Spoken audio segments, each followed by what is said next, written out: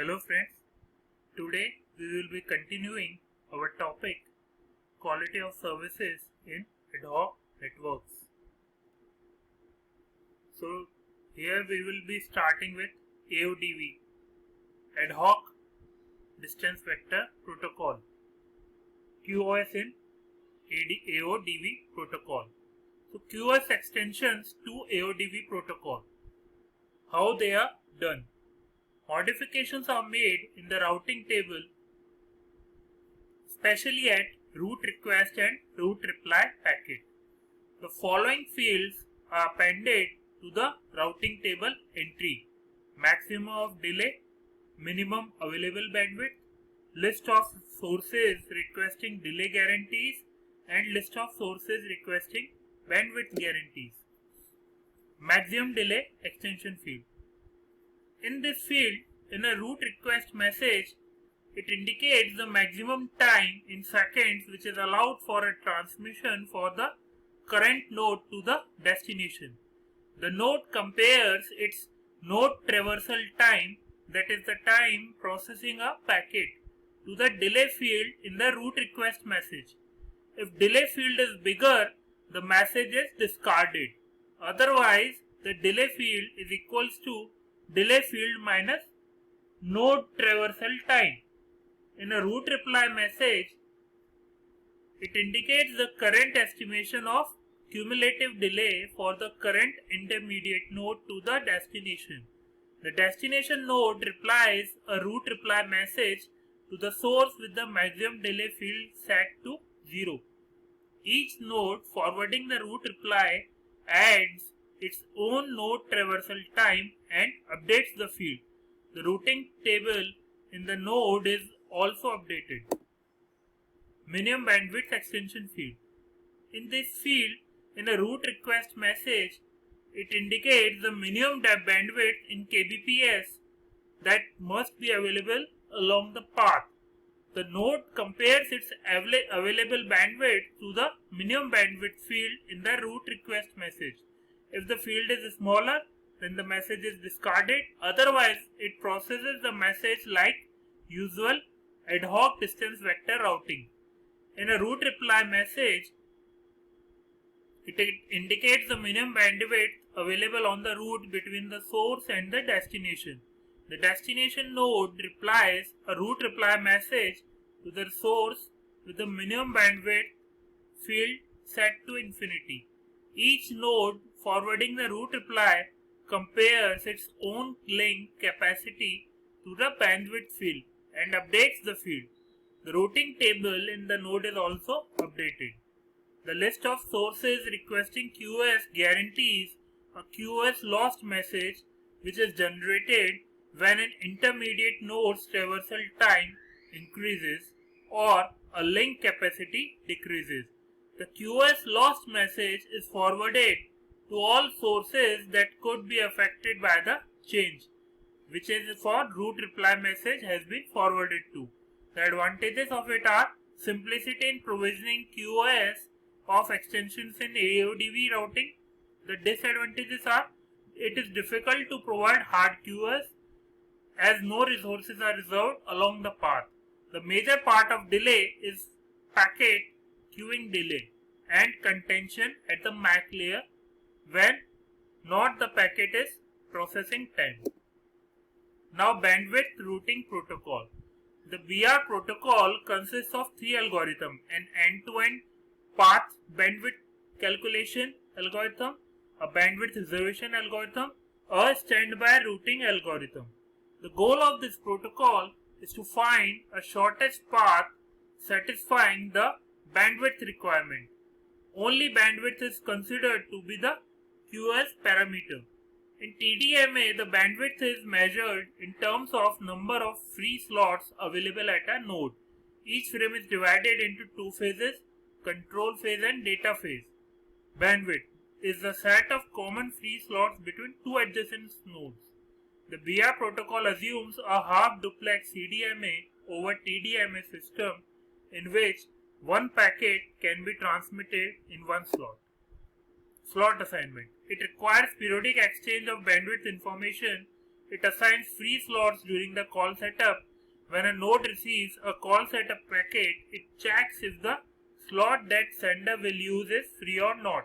It also checks if there is free slots for forwarding the incoming packets. If it is yes, then it reserves the slot, updates the routing table and forwards the call setup packet. If it is no, then it sends a reset packet back to the sender along the path to release the slots assigned for this connection along the path.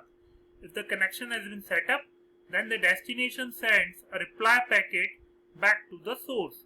The reservations are soft state to avoid resources lockup due to the path breaks. Standby routing mechanism.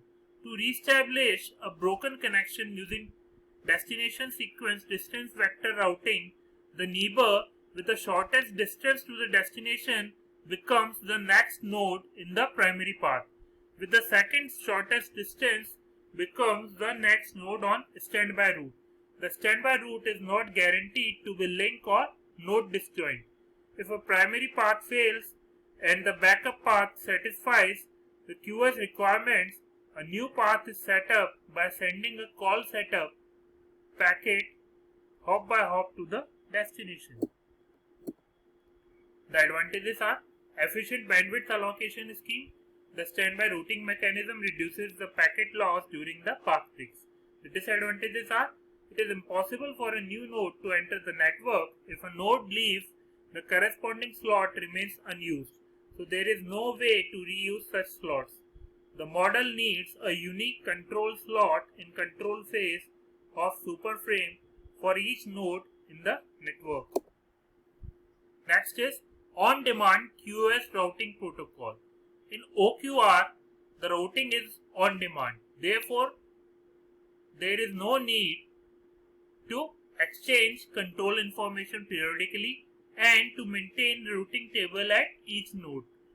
The OQR is similar to bandwidth routing protocol. The network is time slotted. The bandwidth is the key parameter.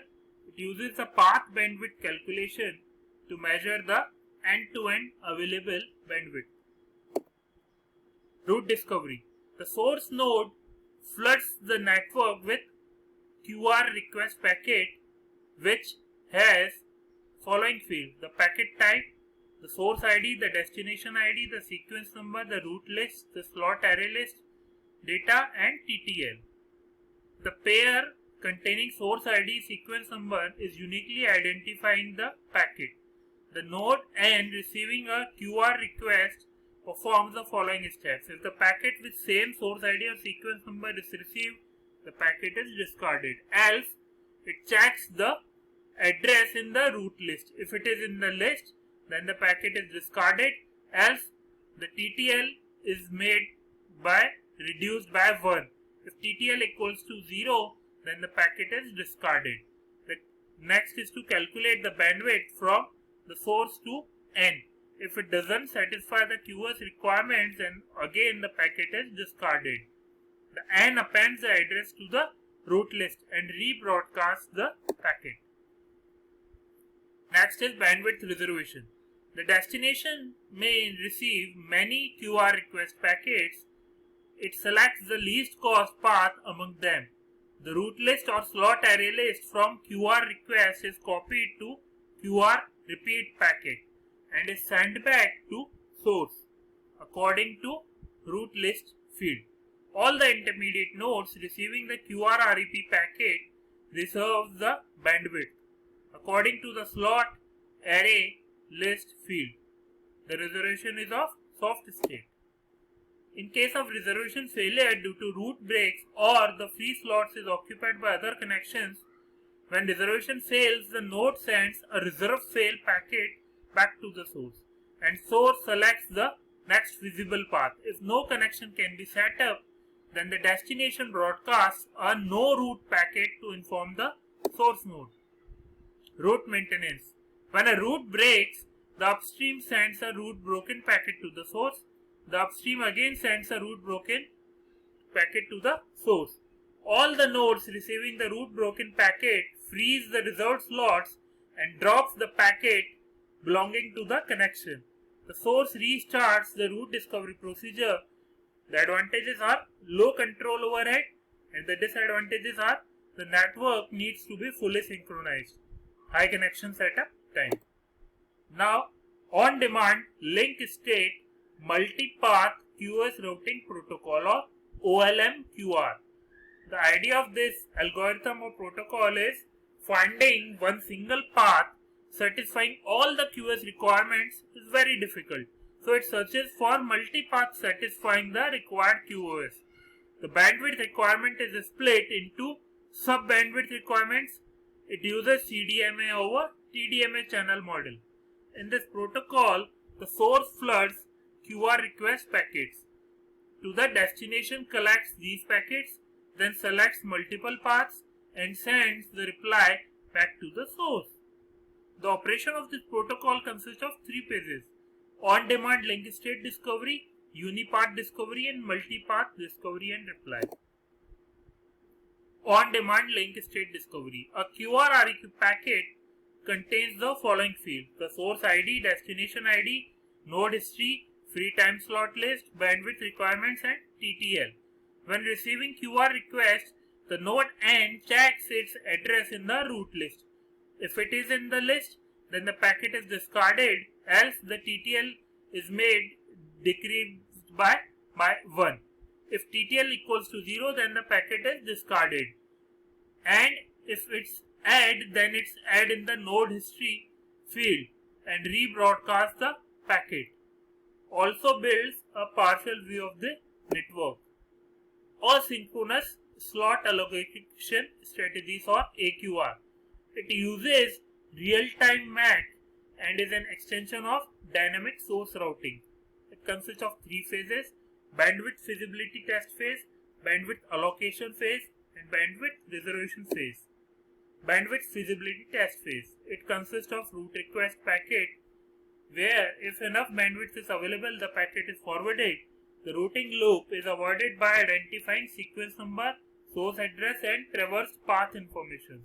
The offset time field records the sum of processing time in all nodes, which is used to estimate the propagation delay of transmission. It also reduces the synchronization problem. The destination selects a shortest path with enough bandwidth and constructs a data structure called QF frame for every link in the path to calculate the free bandwidth slots. Bandwidth allocation phase. In this phase, a bandwidth allocation strategy to assign free slots to each intermediate links in the path is made by early fit reservation, minimum bandwidth based reservation, position based hybrid reservation, k-hop count hybrid reservation. The information is then included in the root reply packet through the path to the source. Slot allocation strategies. It uses early fit reservation in which orders the link in the path from source to destination. It also allocates the first available free slot for the first link in the path. For each subsequent link, it allocates the first immediate free slot after the assigning of slot in the previous link. It continues step 3 until the last link is reached. It attempts to provide the least end-to-end delay, and end-to-end delay can be obtained as T is multiplied by n minus 1 by 2, where n is the hop count and T is the duration of super frame. Next is minimum bandwidth based reservation. It ordered the links in the non-decreasing order of free bandwidth. It allocates the first free slot in the link with lowest free bandwidth. It reorders the links and assigns the first free slot on the link with lowest bandwidth. Continues step 3 until bandwidth is allocated for all the links. It allocates the bandwidth in increasing order of free bandwidth. The worst case end-to-end delay can be n-1 multiplied by TSS. The position based hybrid reservation. Next is k-hop count hybrid routing. Advantages are provides end-to-end bandwidth reservation in asynchronous networks. Disadvantages are it sets up and reconfiguration time can be high. Thank you all of you.